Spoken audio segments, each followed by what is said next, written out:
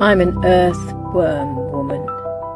In the mornings, I fill my tanks by breathing the energy of the sea and tasting the power of the sun penetrating my skin. There's an air of no care, which comes with age, and I hold my head up proudly, liking who I've become. I'm not afraid of smells, or dirt, or to walk barefoot across the stones. Sometimes I wade through the shallow water just to embrace its fluid element, my hair often crazy and loose, being pulled by and flying in the wind. I can be glamorous if I want to, although makeup was never my thing. And I've learnt that life is for living, not fearing, and so I absorb it like a sponge.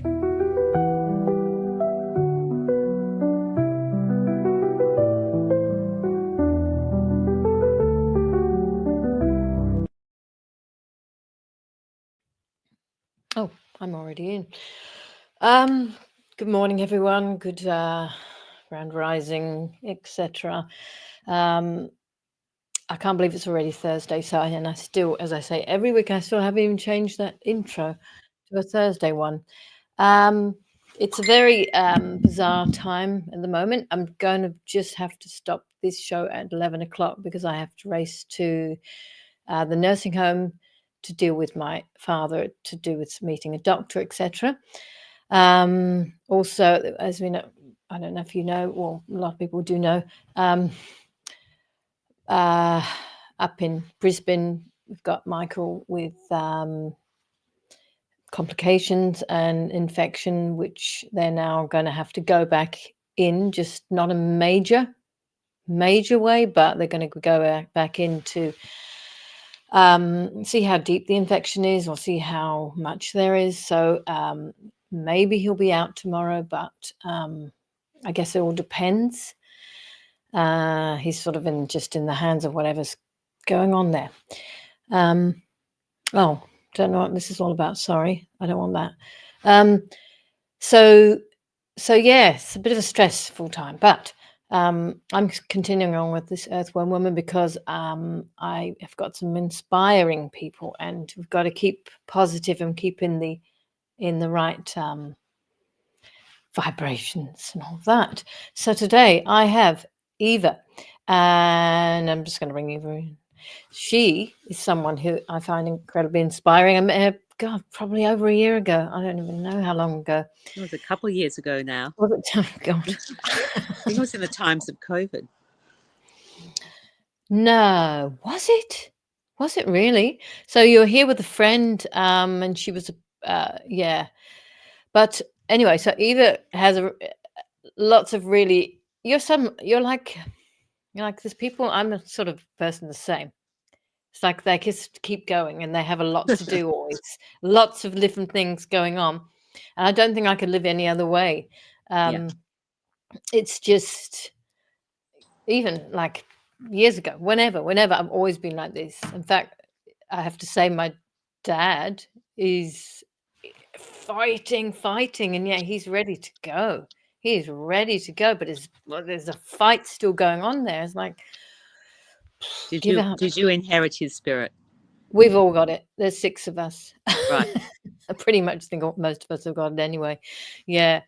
But anyway, so this is Eva, and tell us about. I think what's one of the things really interesting about you. Or maybe just give a little bit of a background on who you are, what you've been doing. So you got hammock. Thank you for inviting me to be on this. As much as I prefer being on the other side of the camera myself. Yeah. Yeah. Look, I also, you're making me think about my father, because he also had that determined spirit, and we used to call him a irrational optimist, an unreasonable optimist. And I think that's the best way to be in this world, because it changes your life in the moment. And in terms of outcomes, we can't determine what the outcomes are, but we can certainly put our best efforts in. And living with making the best effort changes your life. It mightn't Mm. change the world, but it definitely changes the world around you. So I think that was from my father. He was a sole survivor from the Second World War. He was a Jew in Poland, Wow. and all Yeah. of his family were killed in Auschwitz, 47 Wow. 30. So I've lived with that history, and my mother was luckier. She escaped with her siblings and her parents.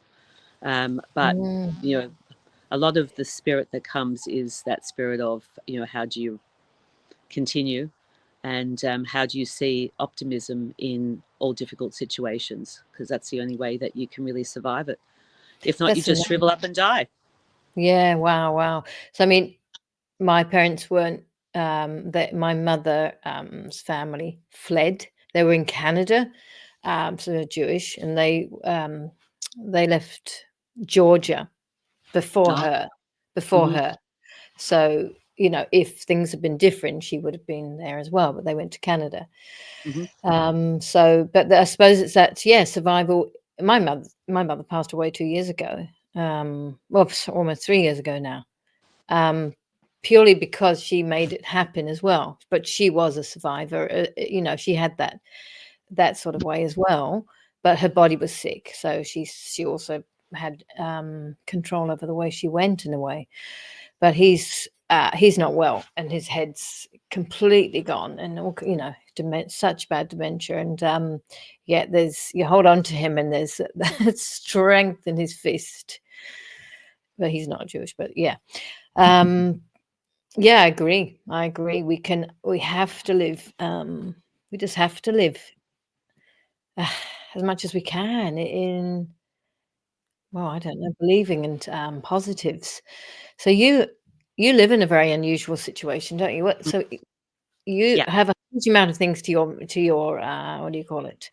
Arrow, Yeah. arrow to my bow. To your bow. Um, okay, so what happened was, so my background, I was a health professional. I was a physiotherapist first, and was very interested in education, however. So I did study teaching, and I also studied environmental science, did a master's with Professor Frank Fisher at Monash University, and was very involved in the Mm, environmental movement for a while, working on radio, doing work with Beyond Zero Emissions and other groups, and very interested in change. And I guess I moved from health to environmental and then to wellness. And I taught wellness coaching for many years at university. mm, And then I really wanted to create a social enterprise with the aspects that I saw missing within the school system. Because to me, it was a no brainer that if you teach kids and teachers how to be well and make that part of the education system, everything will improve. And you look at the curriculum and you see they're trying to put things in, but they need to put a lot more emphasis on basic things now, especially post COVID. Communication yeah. skills lost. Oh, Um, absolutely. Yeah. Go ahead. Yeah. And that's what That, we sort of started talking about the other day, yeah. because I was thinking I want to do something around, I have actually done one of these around this, but there's never enough time to talk really fully about it, because Hmm. so many young people are lost now. And I think a lot of it, part of it is to do with those years, the ones who had to finish their school or be at school. And then it was all previous to that and since, all online, everything's Instagram, everything's Yeah. on, talking this way, they text, they don't know how to really talk. Hmm. Not all of them. I mean, as in, pick up the phone and talk, or not all of them, actually, that's not true. But so there's so much social anxiety and anxiety over the smallest things. Yeah. In fact, I have another friend that I was talking to, and she's got an idea, and which is another idea I sort of had around teaching skills and things, Hmm. basicy things, Yeah. and that seems to be what you're already looking and Yeah. doing in That's what we're school. doing. Yeah. Yeah. So I took the framework. We, I was teaching for 10 years at a university, and each year I would rewrite the curriculum, but it was really about teaching coaching, wellness coaching. There was a couple of elements to it that I thought were very relevant to teachers and students, which is, first of all, wellness literacy, understanding what is wellness. And we use a Maslow's hierarchy of needs approach. So you're looking at the parts of the body, sleeping, breathing, nourishment, toxins, and just the basic things that you need to consider your body moving. So you look at that's the level of the body. Then the next level up is safety. And so there's the things around stress, asking for support, setting boundaries, simple things like that. Then above that is connection skills. So they're the skills of how to connect with others through assertiveness, through listening, asking questions, feedback, like just basic things that you can learn that can change your life. Then we go up to the next level, which is about mind, and at the top is shine, which has got gratitude and change making and all sorts of things. So we have this sort of 5-level mountain, which I call the Well Habit Mountain, and there's 25 elements, and they're all skills. So if you came into one of our classes, you would just choose something that's relevant to you. Like maybe you've been sleeping really badly, or maybe you have trouble setting boundaries. Maybe you're someone who just says yes to everything when you want to say no. You don't know how to be assertive. And the student or the teacher, they choose what skill they want to work on. And we teach how to make change happen, and also how to support each other in making that change happen. So it's a little bit of a flip model. Like a lot of schools will be teaching mindfulness or positive psychology, Yeah, yeah. where the student hasn't necessarily chosen to do that. So that takes away their opportunity to actually say, this is what I need, to identify what I need, and have the autonomy of choice and develop self-efficacy in an area of their choice. So it's and we're just testing it at the moment in one secondary school. I'm not going to mention it Stop it, all of you here. people. People can reach out to me if they want to. Oh But no, I'm just saying they're praising me. Don't worry about me. I'm not. I just like to highlight all of these really interesting people in the world. I think we need to keep inspiring each other. They're all saying Rahana's awesome. Robert, shut up. I mean, thank you, but shut up. I was going to um, say, what's so you know, and I'm not a person who's sitting here questioning. It's not like an interview question. We're just having discussion. But what do you think the difference is? Do you think they do these? Because I do remember they do all this mindfulness and this in school. I wonder what the difference. I wonder what kind of things. It's probably a very much a rigid curriculum. Well, we've done it all. We've talked to them about this. We've done this, but not like you say, autonomous or not maybe personal. well, also not enough. Yeah. Because you think about it, you have a class on something and then you're meant to remember it without repeating it over and over again. Like, how do we learn skills? We learn skills by practice and repetition. If you're doing yoga, you practice every day, hopefully, or meditation, you try and practice every day. But unless you have curriculum, which some schools have, they've got some amazing things happening in schools, especially schools which have got the funding. But my goal was to try and work out, how can we embed curriculum like this in a state school, a government school that doesn't have much funding? How do we use the energy of the students, of the teachers, of the parent community to create change in a way which is at the grassroots, which isn't about coming in and being a consultant. I'm Yeah. actually Yeah. becoming embedded in the school in a way where I just talk to kids, talk to teachers. It's a design thinking approach, which means that you kind of work out what is the needs from the grassroots. You interview people with empathy and compassion to find out what their needs are, and make change based on their ideas, their experiences, Mm. their observations of the gaps. It's so important, and like you said before, if we don't do it now, these people, where do they go from here? These young Yeah. people, it's like everything's doom. You can't, Yeah. And and they're instead of that, negative. The kids are negative. They yeah, look around yes, them and they're seeing this. And in a way, yeah, unless you give them hopeful experiences, unless you give them empowerment to know, like, and I think change making is a really big part of that. Like, knowing how to make things change is such a cool skill. It's a skill that you learn as a coach. You learn it in lots of other contexts as well. But the coaching skill is really empowering around how to make small changes, as well as a social entrepreneur, you learn how to make big changes too. And I feel Yeah. like that will give people hope. It's either, and it feels like it's either that, like you said, the negativity or feeling like it's all doom and gloom, or it's all finished. Everything's finished. Why are you still talking about all this stuff? This is our Yeah, world now. yeah. Our world is very and it's, you've heard of is it the 27 Club? Something like that? Like The, a lot. the people that They don't suicide at 27. they don't want to go past it Yeah, because yeah, it's also a lot of stuff is around looks, and yeah, they don't want to get old, and that means responsibility, and everything's too difficult yeah.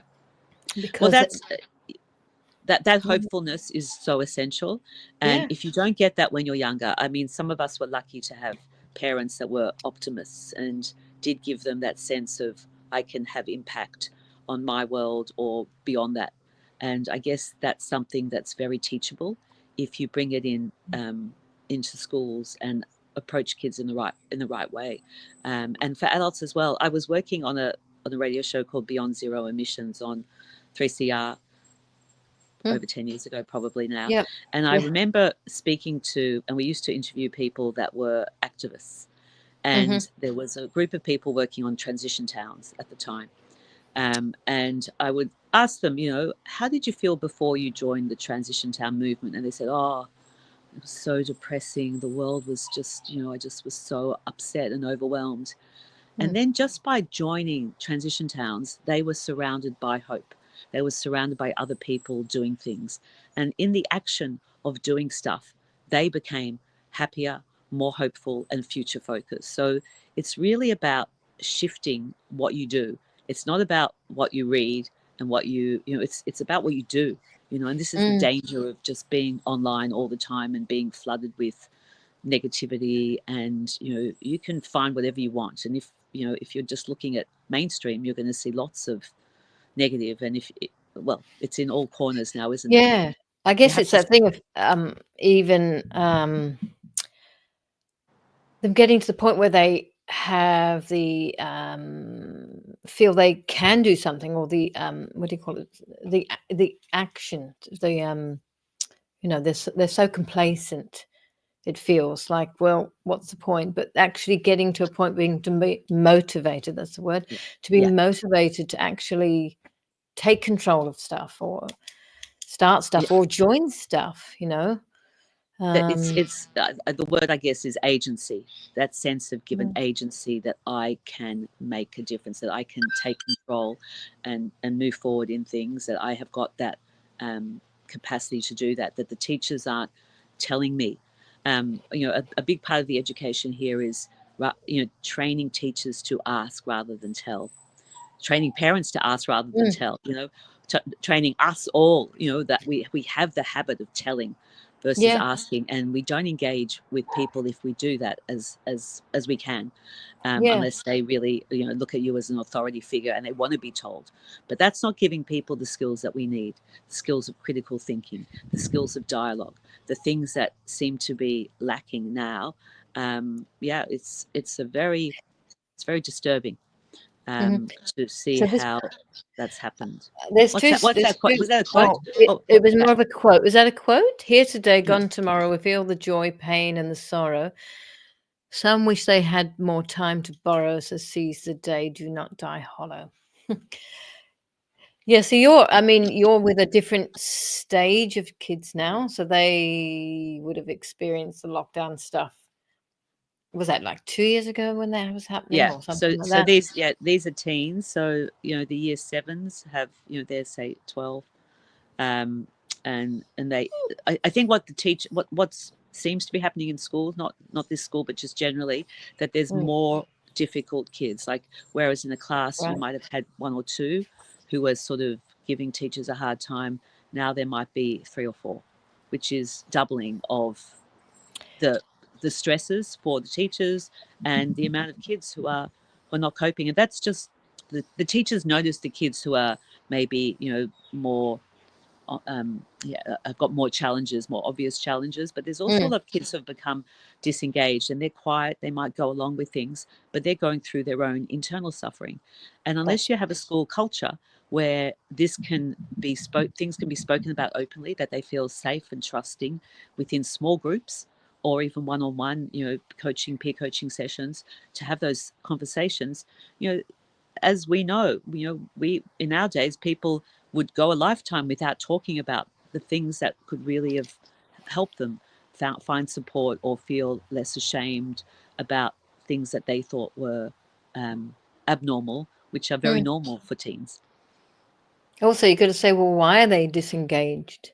I mean, not just they're disengaged, as how can you engage them? I know Yeah, where you are is you're doing it in a different way, but general school. So yeah. there's those kids now who, Hmm. however their last years are going to be, and then there's the whole group like my kids who are out of Yeah. school, just out, right, like the last few years, Hmm. and I notice I can't talk about them very much, but just really notice the, how would you put it? It's just very negative. It's very not negative. So Hmm. it's just unmotivated, and what can we do? And or just don't even go there. Yeah, This is how it is now, and that's that kind of thing. yeah. Like, so the sense of disempowerment. There's what's the point? I See, think it's what's the yeah, I point? mean, it even brought up the voting thing. Yeah, Well, I'll just do that. What the heck? Why not? Well, why? Do you know anything about that party? Do you know anything about that leader? you yeah, know, yeah. and Unless maybe it's yeah. unless you Sorry. have awareness of the many levels of media.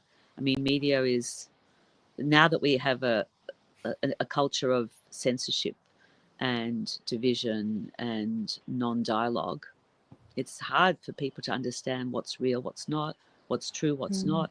And if you don't have the skills, it's really, really difficult to discern. It takes time. I think the Mm. time is another big factor.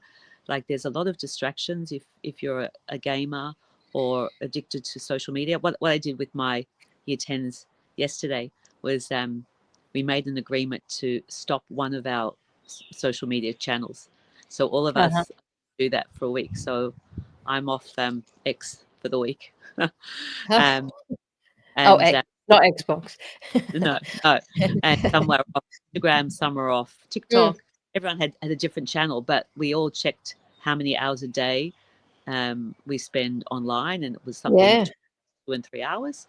And so they're just going to do a little bit of an experiment, and that's the kind of thing that I think is, give them a different experience, and learning how to communicate and coach each other instead. We're doing work on, feelings, understanding Mm. how to feelings, understanding how to express, more complex feelings. And there's so many aspects to wellness education, and how 100%. That's right. It's not just about feeding your full-time body. career.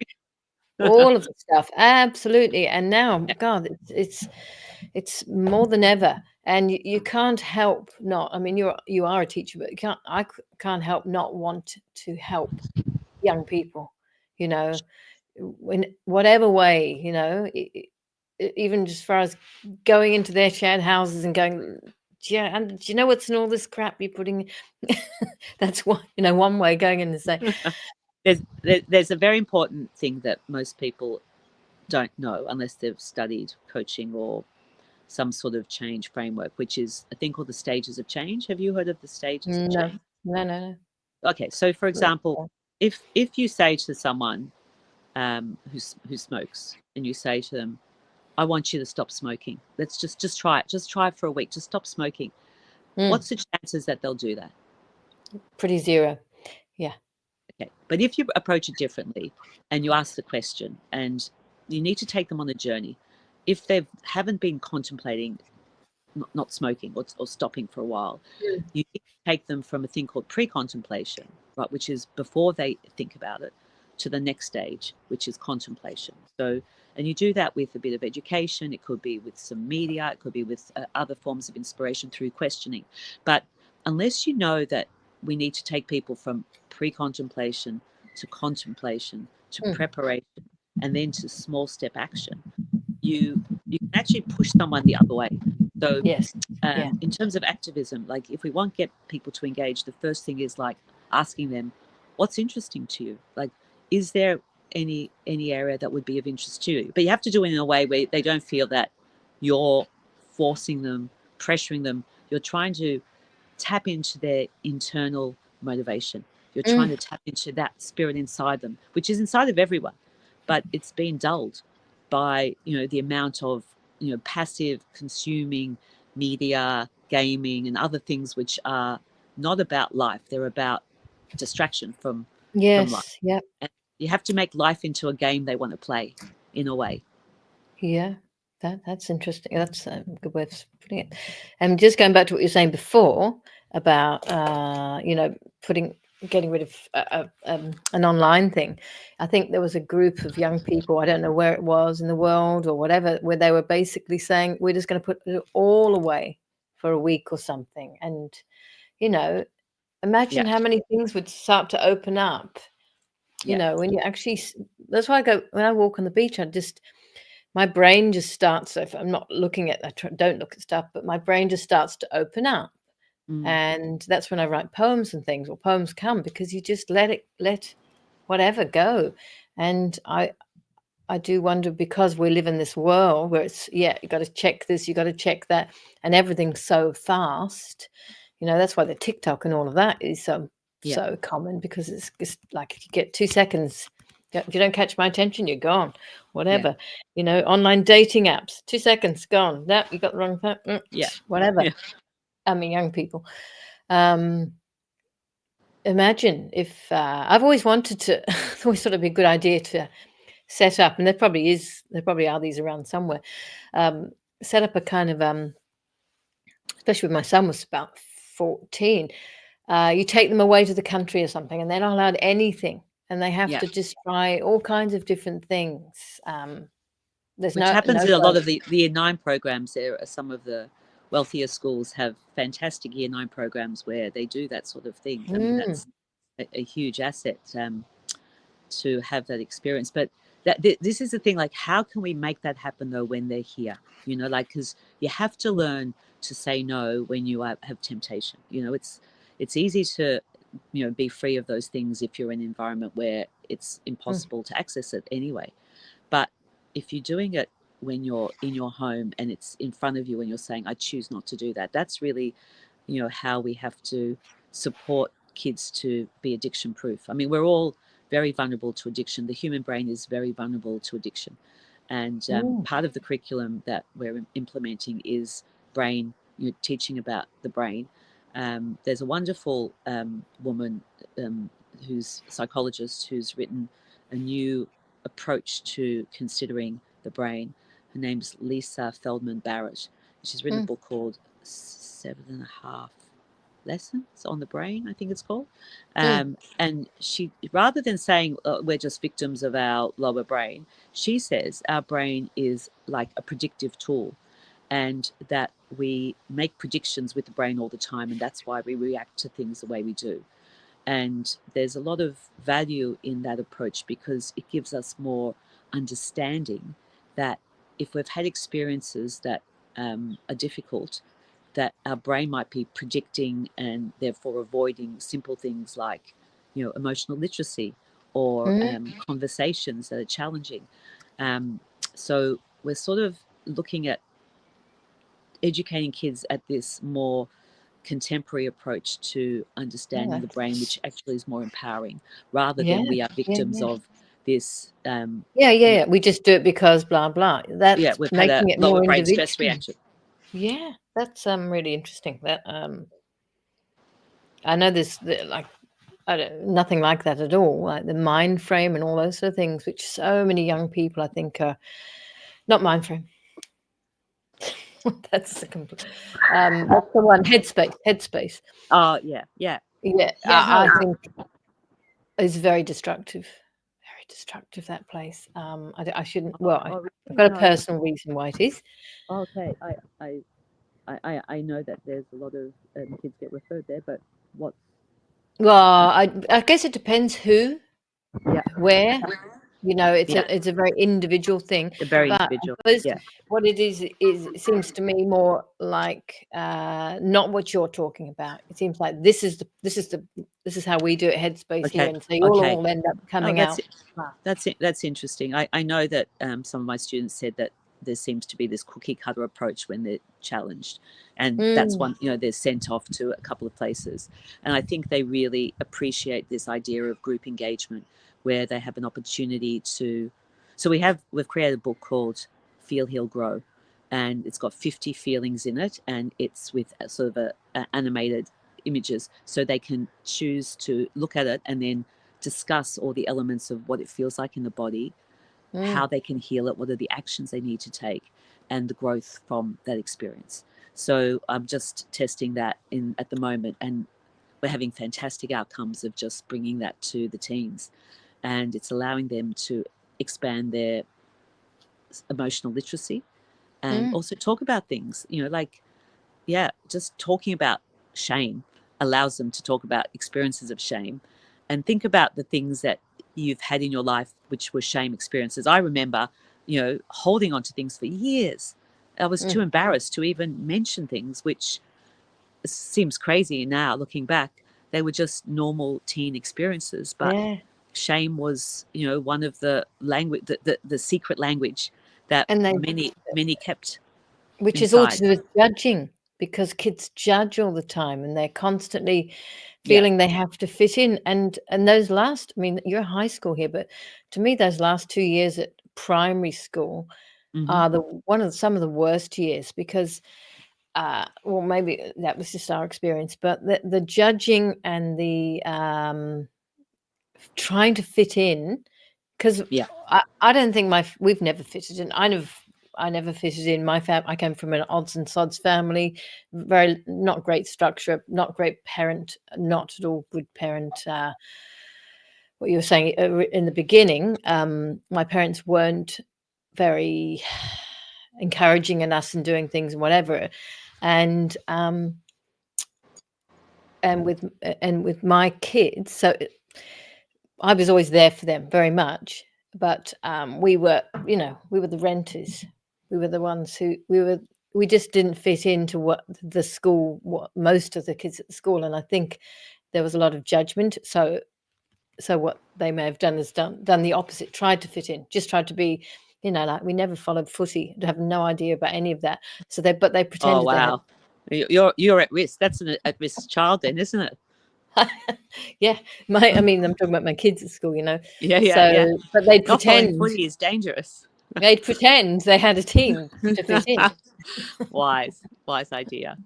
Yeah, so it's all of that thing, which is what, they learn, that we have to all do the same thing, Yeah, and then, like you're saying now, you're actually looking in there and getting in, "Hang on a second, but who are you? yeah, What's your thing?" yeah. It's beautiful. It's so beautiful. And when you see the kids support each other, like, Mm, like learning how to not be a people pleaser is a huge, huge issue for, yeah, teenagers. I don't know girls more than boys. I assume girls more than boys because of society. mm. And but the So people girls more pleasing, than boys are people pleasers, yeah. yeah, I Mhm, can't say that. That's mm, just my mm, hunch, but I could be completely wrong. Part of this design thinking framework is you take a hunch. So I did a mm, bit of research I was studying design thinking and innovation at RMIT. They've got a really cool short course there, because I've been, and the hunch was about kids, school uniforms, kids who turn up without their school uniform proper, uh-huh, get into all sorts of trouble or come late. And often it's got nothing to do with them. It's their environment they're in, whether their parents are mm, organized. And they could be, the diagnosis of the spectrum, but just not, they're teens, they don't have maybe full attention on that sort of thing, but that they, Yeah. you know, Yes. they really struggle with the consequences sometimes. And sometimes the consequences, which are designed to try and get them to take responsibility, can in fact push them the other way. So we were looking at Mm. how can we design a school curriculum and policy so that you're not pushing kids away, you're actually engaging them in finding other ways for them to manage, you know, the difficulties they might be having. um, yeah, it's the thing of being the kid on the outer as well. I interviewed Mm. one kid who has gone to a school in, I think it's in North Melbourne. It's a Mm. school where all the kids who sort of drop out of other schools go to. And Oh she yes. said, Yeah. and Yeah. she said to me, Saint something, and she said to me that there is no group there. There's no one group of kids who all do things the same. There's no group think because everyone is so different. And as a result, she's so happy there. She's gone from being, you know, trying to be part of the, you know, the group. She's gone through Mm. trying to, yeah, do stuff. I won't go into the details of it, but No. really extreme things. And now she's ended up at this school which doesn't well, I think each child has a youth worker as well. But the thing about the Right. school is that because they're all coming from the outside, there is no sense of trying to keep up with the Joneses or be the same, and they can become themselves. They are free.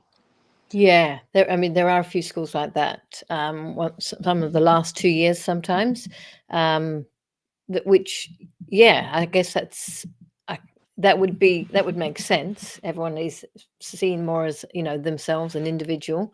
Hmm. Um, but I was going to say about the uniform thing and all of that, because all of that, just going back to the structure stuff of Mm.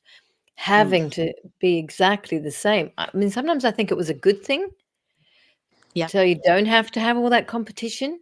yeah. Um, but there was always some that did their own thing, because why not have your own flavor with it, you know? For some kids, that's essential. Like they Yeah. feel uncomfortable being the same. They feel uncomfortable in the design of the uniform or the materials. Yeah, I guess that's a question: is how do you create a nuanced response to the needs of the students so that they are learning responsibility in a way that will work for them instead of learning defiance and being in conflict over relatively, for them, trivial matters. So how do we meet meet kids where they are so they Mm. can Do you develop? ever work at this other school, the ones which are with all the Not not yet, individual not yet. projects? No, but No. it sounds really interesting. I'm really focusing on this one school at the moment Mm. because I wonder. it's exciting. I wonder how many would be. I know there's a thing as there's definitely autism. There's definitely Asperger's. There's definitely all those things. But Yeah, I do feel it's um, over. This, what do you call it?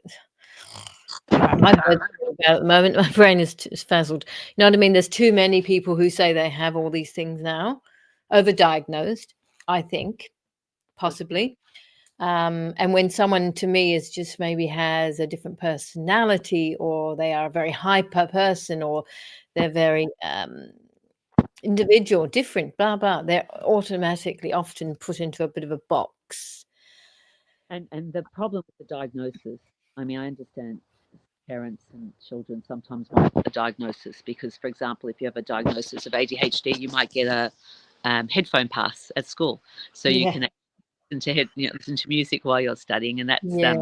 understand that as a kid who did that all the time naturally. Mm, But part that is okay. So here's something which I think is really interesting for people to understand. There are other ways to, like, if you feel that a child or that you have a ADHD diagnosis, or how to manage things without medication is a huge thing. Like, there are simple yes. sleep and exercise, but there are also natural evidence-based approaches which have shown to be effective, which your average doctor will not inform a parent or a patient about. For example, there's a company called Hardy's Nutritionals from they're from Canada, and they Mm. make micronutrients, and there's been a lot of study going into them. They're used for, they initially were being used for bipolar with great success. I think the Mm. treated bipolar had an 81% success rate in their usage, and they've got more evidence than any other micronutrient Wow. formulation. What was it Um, called? Harvey. It's hard. but it used to be called, it started off as Empower Plus. Mm. It days in the 90s.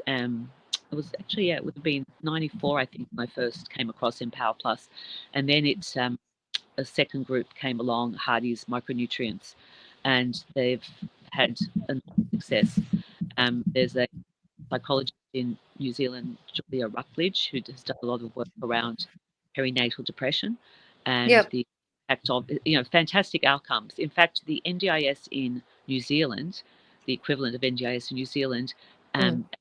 will give a rebate for this for people who have got um, related Wow. disorders, mental health I disorders. thought they were So getting rid of some natural products, but well, that's well, slipped that well. one past. This one has slipped through the cracks Yeah. because it's affected the data around it, and even Health Canada tried to get them removed Yeah. several years ago. They even took them to court. They spent 3 weeks in court, spent $5 million fighting the company, and the company won. The judge said at the end, his ruling was it would be criminal to remove this from the choices of the Canadian citizens. So yeah, it's really worth looking into that. So that's one option. Another thing, Hardy's with a D. Sorry. Hardy. YS, Hardy's H-A. Nutritionals, Yeah. Yeah. Yeah. and they actually even help people. You can actually speak to coaches online who will help people with their formulations if they are on medication, Mm. because the one of the tricky things is if you're already on medication and you start taking them, I mean, you need someone to supervise, and unfortunately, we only have, I think, one psychiatrist in Melbourne who uses it, and there is one pediatrician. I think Mm. Dr. Eliza Ruff, I think, was Well, using. Australia's very behind, isn't it? All of this stuff, it feels like they're always behind. I mean, I know a few people who have bipolar. In fact, I know one woman who attempted to take her life, and then she came to see our play. And I know, I think I probably learned after that or before that. No, I learned before that she had bipolar. But yeah, there's many people that's interesting. What so with the play, did you find a lot of people were, what was the response around the Um, emotionality?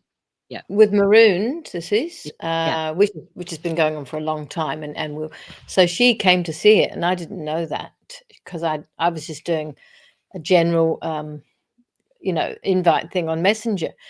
And she said, "Oh, that's," sent me a message back saying that's ironic because I tried to exit the Matrix 2 weeks ago, and I'm like, "Oh my god," because I think I knew she had bipolar. And then one day I saw she actually turned up in the audience. I knew she was there. During the play, I actually saw someone leave. My Adam, like I actually clocked that someone had left, Mm-hmm. and I was terrified it was her. I spoke to her afterwards, and she said, no, it was actually cathartic for her. She said it was Mm. very, really hit home, really made her think. I see her a lot. She lives around close to me.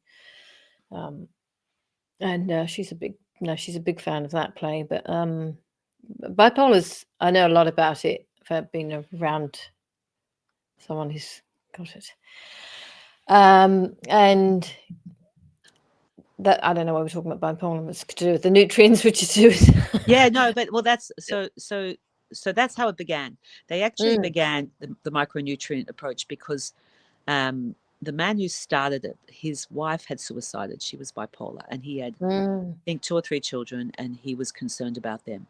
So he spoke with someone who was working with pigs and using, and there's this nutritional combination of micronutrients that they use with pigs to stop them when they go into this sort of crazy space, right? So wow. we always know that things work if they work with animals, like Mm, ivermectin, for example. You know, if it yeah. works with animals, you know that it's useful and it's Yeah. safe and it's got nothing to do with placebo effect. So that was sort of the beginning of it in the 90s, and from that emerged this treatment for bipolar initially. So that was where the initial work was done. But since Mm, then, it's now being used for depression and bipolar, and sorry, ADHD Mm. and perinatal depression, and it's So Wow. there's a lot of research in this area, but of course there's not much funding because there is no randomized controlled trials are very, very expensive to run, and the so-called gold standard is captured by the pharmaceuticals who can afford to do such a thing.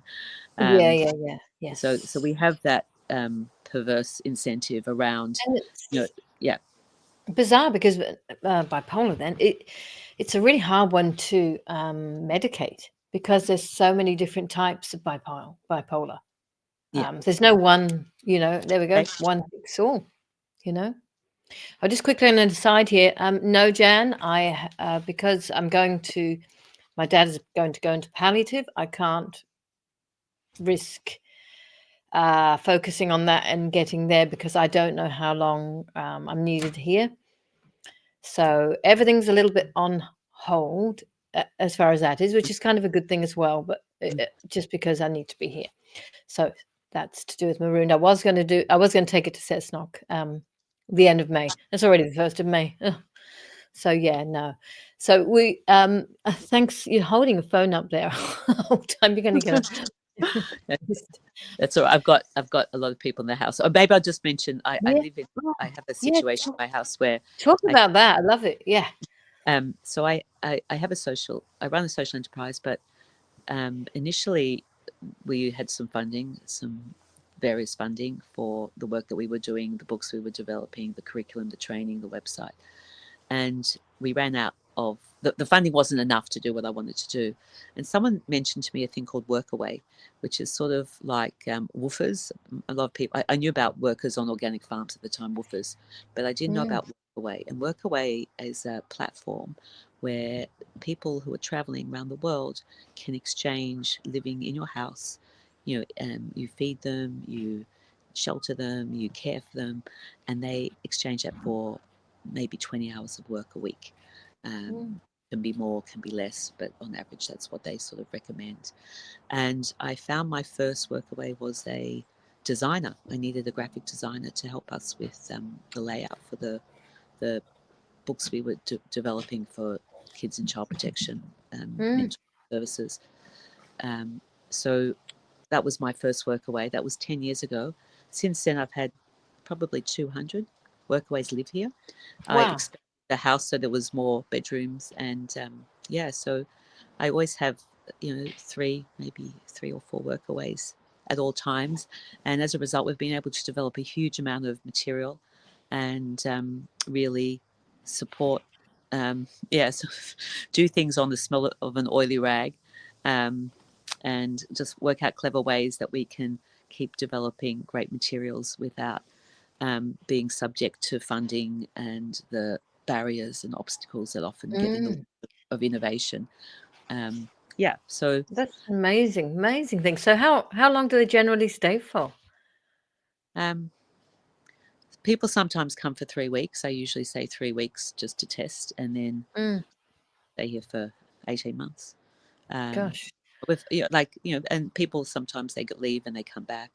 Yeah. I'm inside now because there's someone's inside there helping take Mm. care of the child, and so it's a great community. There's a lot of I'm very particular about who comes as well now. I've learnt over You'd have to be, absolutely. Yeah. but people who are coming to Australia to volunteer are usually, they're here because they want to live with first of all, they want to live with someone else. So they're coming to be generous enough to volunteer. Sometimes it's because they, want to feel safe. Sometimes it's because they might have their own mental health issues and they understand that this home is, supportive of people with mental health challenges or understanding. Also with food challenges, as well. We eat a lot of healthy foods. There is Mm, a dumpster diving. There is a culture of recycling food and supporting ensuring that there's more food rescue. So we're part of the food rescue network as well. So mm, so a lot of things that have emerged over time. Um, yeah, and it's an amazing thing. So if anyone has got a couple extra rooms in their house, you can turn your home into a some somewhere where you can do the things that you've always dreamed of through this interesting network called Workaway. If I had a house. No. It, yeah, it's a terrible assumption to make, isn't it? No, no, But, no, no. Sorry, no, I don't mean that. but, I've moved too much, yeah, moved but around too much. But if you're blessed to have a home, um, mm, it's a way that you can use um, that safety to help other people feel it's a safe. very that's why I say selfless, and so it's like the opposite of what the world is about. Just all about me, me, me, and do my own thing and renovate my own Yeah, place and you're actually a real giver, a well, I don't. sharer. Mm, You sorry. kind of you have people from all around the world living in your home, playing music, interacting. Mm, So much about other cultures. Even though I'm Jewish, I've had Muslims live here. I've had yeah. people every maybe 25 different countries live in the home, and Mm. it's taught me so much. And I don't even have the desire to go anywhere anymore because I feel like I'm always living overseas, and Yeah, or a social thing. Yeah. By the way, just for the record, I am Jewish with a Muslim oh, name. We grew up Muslims, so it's irrelevant. You know what I yeah, mean? yeah. And you wish that it would be there was more compassion for. I mean, the divided narrative at the moment is so frustrating. You know, being Jewish is it's a very interesting time, and the Mm, assumptions people make and the simplification of complexity and it's disturbing, and it all is we can disturbing. and educate around the Mm, new and how to fight the propaganda war that that's winning. mm. Well, I think what you're doing, all of the amazing, so many things you're doing. Seriously, you absolutely incredible, and and you're just doing it because it's you. And Yeah, that's just part of your nature. It's not because you're winning awards, wanna do this big for no, medals or anything like that. I just I wanted mean, to you're live. you're a grandmother as well. I mean, just a nana or, a nanny. Imi. I get called Or Imi, which is booba. Hebrew kind of. We made it up, Sorry, but what was that? What is it?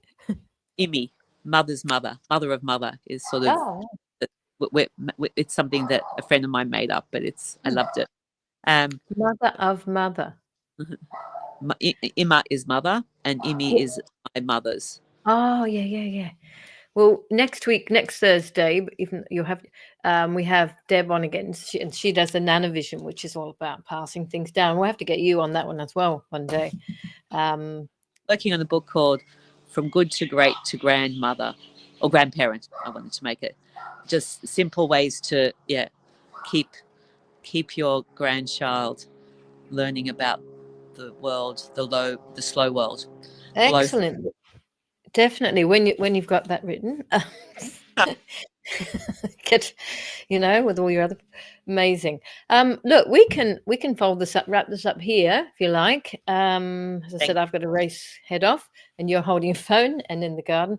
And I really appreciate you giving some time, Eva, because I know you're really busy. And I always wanted to talk about that incredible situation you have there with your family, with your living situation and what you're doing. And she's got kids and grandkids now.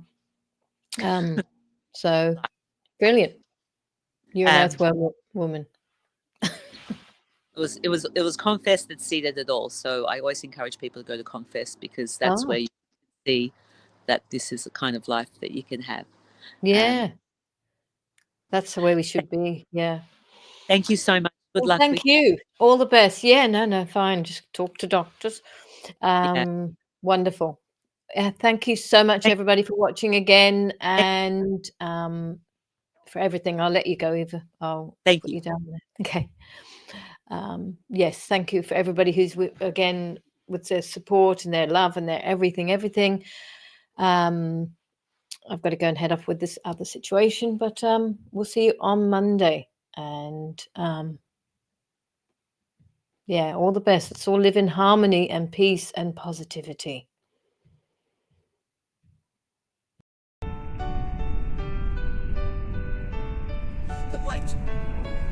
you hear our children crying.